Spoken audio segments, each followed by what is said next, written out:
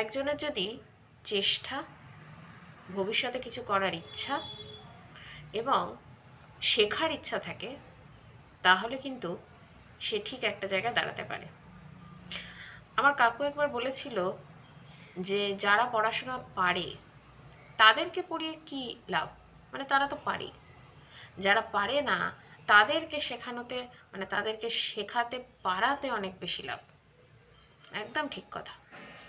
কিন্তু যখন ফিল্ডে নামলাম তখন দেখলাম যে শুধু হয়তো আমরাই, মানে টিচাররাই হয়তো চেষ্টা করছে যে সেই বাচ্চাটা কিছু পারুক, শিখুক, কিন্তু সেই স্টুডেন্টটার নিজেরও কোনো ইচ্ছা নেই, এমনকি তার বাবা মারও কোনো ইচ্ছা নেই।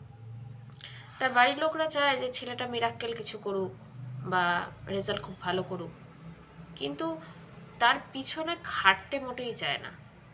তাহলে কি করে হবে? আর ছেলেটিও চায় না।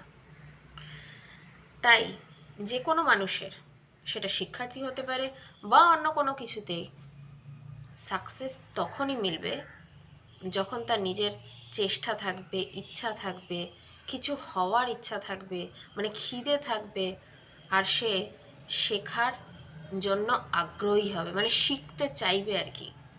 তখনই কিন্তু সে উপকৃত হবে, না হলে লাভ নেই।